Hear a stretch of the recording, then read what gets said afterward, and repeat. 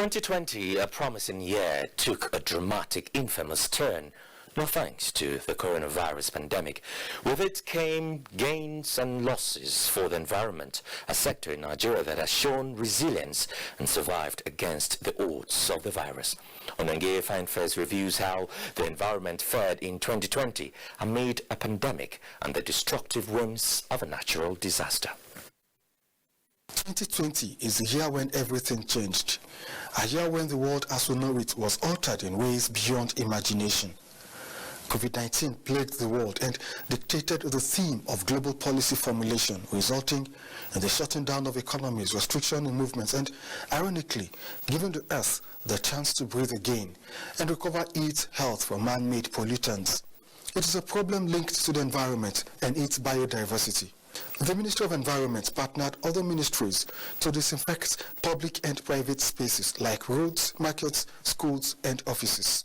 We coordinate in collaboration with the ministry in the decontamination of more than 256 ministries and MDAs that belong to the federal government. 60,000 environmental health volunteers were activated across the country for surveillance and monitoring of compliance with COVID-19 safety protocols, especially for the safe reopening of schools. Although COVID-19 imposed losses on national policy, budget and governance, the environment sector in Nigeria recorded gains, especially in efforts at mitigating biodiversity losses with commencement of the planting of 25 million trees. As a nation, Nigeria remains committed to maintaining a healthy environment and safeguarding our ecosystems. The federal government gave approvals to critical areas in this regard, the latest of which is the establishment of additional 10 national parks to increase the nation's forest cover. The national parks are Nigeria's eco-treasure and have the potentials of contributing substantially to the national economy when fully developed. Other approvals include National Forest Policy, Mangrove Restoration Project in the Niger Delta, Gender Action Plan on Climate Change, and a new policy on solid waste management. President Muhammadu Buhari, in the year under review, addressed the first United Nations Biodiversity Summit, just as Nigeria joined the global community to commemorate the first International Day for Clean Air. The Ministry of Environment championed the formulation of a post-2020 biodiversity framework of the ECOWAS region.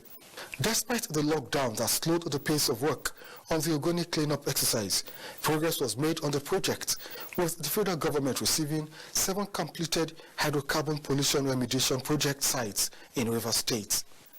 The review of major activities in the year 2020 will not be complete without a mention of the heavy rainfall and excess water from the River Niger that unleashed devastating flood on several cities and hundreds of communities and states across the country.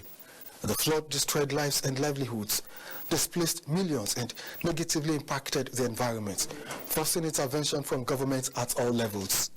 Hard as Nigeria and the global community fought, COVID-19 remained blight on the survival of the world, but with it also came a sense of resilience from citizens.